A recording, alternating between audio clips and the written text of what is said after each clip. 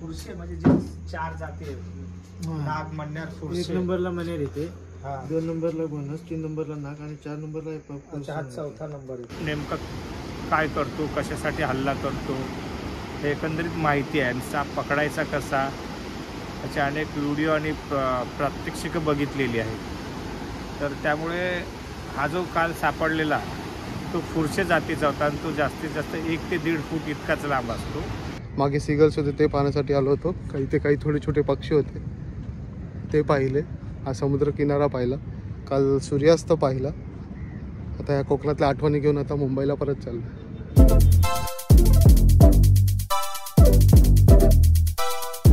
सुप्रभात मित्र, मी ओमकाराने तुमचे स्वागत आहे ओमकाराने ब्लॉग या यूट्यूब चॅनलवर. आत्ता वाजलेत सकाळचे 8:30 आणि आपण आहोत भाट्या बीचवर. हे भाटे बीच आहे माझं. तर तिकडे सकाळी जरा आता फिरायला आलो होतो, कारण 2 दिवस थोडं काम होतं त्यामुळे येता आलं नाही. काल संध्याकाळी आलो होतो पण तासाभरात आम्ही रिटर्न गेलो थोडं कामामुळे. तर रात्री घडला एक भन्नाट किस्सा. म्हणजे आम्ही रात्री जेवणानंतर थोडं गप्पा मारत बसलो होतो बाहेर. तर आम्हाला तिकडे फुरसं साप दिसलं. हे फुरसं साप आम्हाला नंतर कळलं की तिथं सापाचा प्रकार हा फुरसं आहे. तर मी यूट्यूबवर गुगलवर फोटोज बघितले, त्यानंतर कळलं हा फुरसं सापाचा प्रकार आहे आणि हा महाराष्ट्रातला 4था विषारी साप आहे असं आम्हाला ते आता काल काय किस्सा घडला. साप पकडला त्यानंतर जे काय झालं हे मी तुम्हाला व्हिडिओमध्ये दाखवतो. काल व्हिडिओ एंड करता आला नाही, तर ॲक्च्युली व्हिडिओ बनायचा काही हेतू नव्हता, पण काल असा किस्सा घडला त्यामुळे मी हा व्हिडिओ शूट करतो. तर आता तुम्ही पहा पूर्ण किस्सा काल काय घडला ते. तर हो, आपण आहोत आता रत्नागिरीमध्ये. काही कामासाठी मी रत्नागिरीला आलो होतो आणि आता सीन असं झालं आहे की आम्ही आता जस्ट बाहेर फेरफटका मारण्यासाठी निघालो होतो आणि आम्हाला एक सापाचं छोटंसं पिल्लू भेटलं आणि ते आय थिंक फुरसं असं काहीतरी त्याला म्हणतात. ते आम्ही आता एका बाटलीत पकडलं आहे. आता इथे जवळच पोलीस स्टेशन आहे, त्यामुळे आम्ही आता मी पोलीस स्टेशनला गेलो होतो आणि त्यांच्याकडनं सर्पमित्राचा एकाचा नंबर घेतला. त्याला आता कॉन्टॅक्ट केला आहे. तो आता ते दादा लवकरच येतील. आता रात्रीचे वाजले 12:30, त्यामुळे आम्ही इंटरनेटवरनं सर्पमित्रांचा नंबर काढायचा प्रयत्न करत होतो पण त्यांचा जास्त कॉन्टॅक्ट झाला नाही. सो मी शेवटी लास्ट ऑप्शन म्हणून पोलीस स्टेशनला गेलो आणि तिथून सर्पमित्राचा नंबर घेतला आणि त्यानंतर त्यांना बोलवलं. आता ते आलं की ते साप आम्ही पकडून ठेवलेलाच आहे, त्यांना फक्त घेऊन जायचं आहे. ॲक्च्युली आपण उद्या निघणार आहोत मुंबईला, त्यामुळे आपल्याला आजच त्यांना हँडओव्हर करणं गरजेचं आहे. इकडे तिकडे सोडणं बरं नाही, कारण सोसायटी आहे, लहान मुलं आहेत, शाळकरी मुलं आहेत, त्यांना चावायची भीती आहे आणि हा विषारी साप आहे, त्यामुळे बाहेर कुठे सोडणं शक्य नाही आहे. तर आता बघूया, आपण सर्पमित्राची वाट पाहूया. उघडू नका. घरात सुदैवाने एक बरणी सापडली आणि त्या बरणीत तो हा साप पकडला. त्याला खड्डे पाडायला तर सोडवावं लागेल ना. खाली पर्यंत नका जाऊ. नाही, सापाला ऑक्सिजन मिळावा यासाठी त्या बरणीला छोटे छोटे होल केले. बस झालं, एअर पासिंग झालं त्याला. जिवंत तर आहे.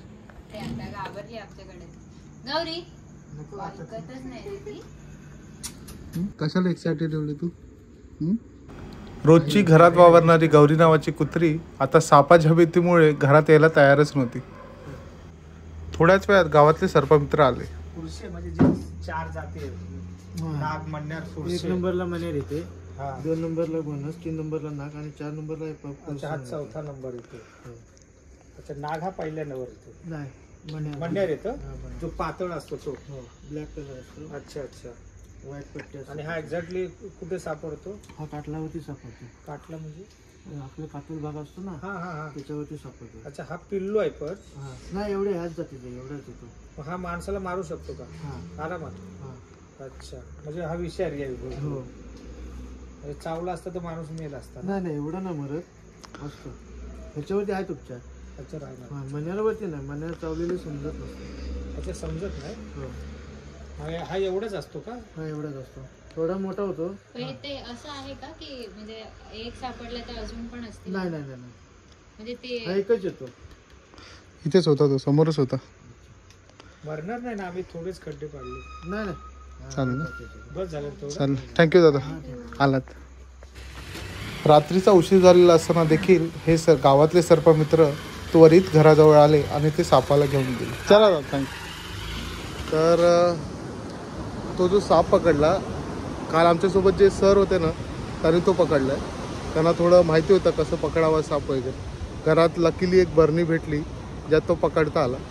तर आपण सरांना थोडं विचारूया एक्सपिरियन्स त्यांचा, कसं त्यांना हे जमलं किंवा हे कुठे त्यांनी आधी केलेलं आहे का, तर ते थोडं आपण सरांना विचारू. तर आली होती आणि आपल्यासोबत हे सर होते, त्यामुळे आपल्याला तो साप पकडता आला आहे. तर सर, तुमचा एक्सपिरियन्स सांगा की तुम्ही याआधी कधी साप पकडला आहे का, की तुम्हाला भीती वाटली नाही का साप पकडताना? यापूर्वी कधी साप पकडलेले नव्हते, मात्र अनेक सर्पमित्र आहेत. त्यांच्यामुळे साप नेमका काय करतो, कशासाठी हल्ला करतो, हे एकंदरीत माहिती आहे. आणि साप पकडायचा कसा, त्याचे अनेक व्हिडिओ आणि प्रात्यक्षिकं बघितलेली आहेत. तर त्यामुळे हा जो काल सापडलेला तो फुरशे जातीचा होता आणि तो जास्तीत जास्त 1 ते 1.5 फूट इतकाच लांब असतो. भारतात ज्या 4 सापाच्या विषारी जाती आहेत त्यात नाग, फुरसे, मण्यार आणि घोणस. तर मण्यार हा सर्वात घातक असतो, तर फुरसे हा 4 नंबरचा विषारी साप असतो. तर त्यामुळे अशा सापांना पकडण्यासाठी एक विशिष्ट ट्रेनिंगच असतं. आणि त्यासाठी साप हा जो असतो, जेव्हा सापाला समजतं की आपल्यावरती हल्ला होणार आहे किंवा या व्यक्तीपासून आपल्याला धोका आहे, अशा परिस्थितीतच साप त्याच्यावरती हल्ला करतात. म्हणून साप पकडण्यासाठी अगोदर जे भांडं असतं त्या भांड्याला होल असतात, प्लास्टिकच्या भांड्याला होल करून ठेवायचे असतात आणि त्याच्यामध्ये तुम्ही सहज साप पकडून त्यानंतर त्याला त्याच्या निवासस्थानी म्हणजे जंगलात वगैरे असं सोडता येतं. तुम्हाला भीती नाही वाटली का पकडताना? भीती अशी नसते. साप हा हल्ला कधी करतो, जेव्हा आपण त्याच्या जवळ जातो त्याला असं वाटतं की हा या व्यक्तीमुळे आपल्याला धोका आहे, अशा परिस्थितीत साप हल्ला करतो. आणि विशेष म्हणजे उन्हाळ्याच्या दिवसामध्ये साप हा थंड गारवा असं ठिकाणी येण्याचा तो प्रयत्न करत असतो आणि म्हणून ह्या दिवसात तो बाहेर येत असतो. साप कसे पकडायचं याची माहिती असल्यामुळे हा जो फुरशे जातीचा जो साप होता तो पकडला. छोटासा साप आहे, पण थोडा तो आवाज करत होता, त्यामुळे थोडी भीती वाटतच होती, कारण कोणत्या जातीचा आहे ते कळत नव्हतं. विषारी आहे का बिनविषारी आहे? नाही, साप हा विषारीच होता. तो फक्त माझा अंदाज हा चुकला की नेमका 4 पैकी कुठल्या जातीचा आहे. नाग तर नव्हता एवढं नक्कीच आणि मण्यार तर नव्हताच. मण्यार हा बारीक असतो अंगाने. हा 2च प्रकारामध्ये येतो, तर घोणस असेल नाही तर फुरशे असेल. हा जो पण विषारी होता हे नक्की समजलं होतं, कारण त्याचा जो विषारी साप जे असतात ते वेटोळे घालून असे बसलेले असतात आणि ते आवाज करून अंगावर दंश करतात. त्यामुळे हा घोणस असेल असा माझा अंदाज होता, पण नंतर पकडल्यावरती ते समजलं की हा फुरशे जातीचा साप होता. चालेल, धन्यवाद सर. म्हणजे तुमच्यामुळे आम्हाला थोडी सापाबद्दल माहिती आणि जी आमच्या मनात भीती होती साप पकडतानाची किंवा साप असल्यावर काय केलं पाहिजे त्याची थोडी आयडिया आली. ह्या सगळ्या विषयासाठी धन्यवाद सर. सरांनी खूप चांगली माहिती दिली, त्यांनी त्यांचे एक्सपिरियन्स शेअर केले. काल रात्री पण ते सांगत होते, ते सगळे शूट करताना आले, कारण आम्ही त्या झोनमध्ये होतो की आणखी कुठे साप असतील का, कारण थोडी असते ना उन्हाळ्यामध्ये साप बाहेर येतात ते माहितीच आहे सगळ्यांना, पण आणखी काही साप इथे आहेत का, कारण बाजूला थोडं खोदकाम वगैरे झालं होतं आणि त्यामुळे बाहेर येतात ते साप, तर ती भीती होती. त्यामुळे काल काही शूट नाही केलं. आता सकाळी थोडं बीचवर आलो, थोडं मनसोक्त फिरलो आणि त्यानंतर ही माहिती गोळा केली.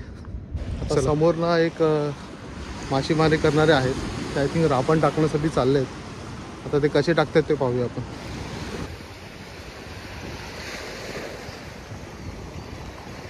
हे दादा समुद्रात कमरे इतके पाणी असलेल्या जागी जाऊन रापण टाकून छोटे मासे पकडतो. कोकणात तुम्ही कधी या, कोकण नेहमी सुंदरच असतो. आता रत्नागिरीत मी उन्हाळ्यात आलो, आता चालू आहे मार्च महिना. मे बी थोडं ऊन असतं दुपारी, पण सकाळी बरं वाटतं आणि रात्री पण थोडी थंडावा आहे. तर कोकणात नेहमी बरंच वाटतं आणि वातावरण तर सुंदर असतंच. इकडचे समुद्रकिनारे पाहायला सकाळी लवकर उठून आलो. आता निघायचं आहे थोड्या वेळात मुंबईला. तर चला, मागे सीगल्स होते ते पाहण्यासाठी आलो होतो. काही थोडे छोटे पक्षी होते ते पाहिले. हा समुद्रकिनारा पाहिला, काल सूर्यास्त पाहिला. आता ह्या कोकणातल्या आठवणी घेऊन आता मुंबईला परत चाललो. तर मित्र हो, आजच्या व्हिडिओमध्ये एवढंच.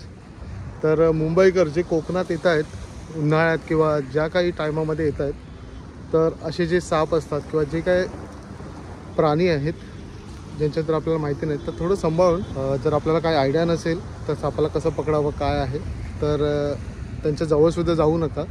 कोण ओळखीचे असतील त्यांना जे साप पकडतात किंवा गावातली जी माणसं आहेत त्यांना मूळतः माहिती असतं अशा सापांना कसं हँडल करावं, कसं त्यांच्यापासून सुटका करून घ्यावी, कसं त्यांना पळून लावावं, तर त्यांच्या मदतीनेच त्या गोष्टी कराव्यात. तर मित्रांनो, हा थोडा इन्फॉर्मेशन व्हिडिओ होता, एक एक्सपिरियन्स होता जो मला शेअर करायचा होता. तर एवढंच मला या व्हिडिओमध्ये शेअर करायचं होतं. तुम्हाला कसं वाटलं नक्की कमेंट करून सांगा. व्हिडिओला लाईक, शेअर आणि कमेंट करा. आणि चॅनलवर नवीन असाल तर चॅनलला नक्की सबस्क्राईब करा. आपण भेटूया आता मे बी कोणती एक राईड प्लॅन करतो 2 वीक नंतर, तर त्या राईडमध्ये आपण भेटूया. चल.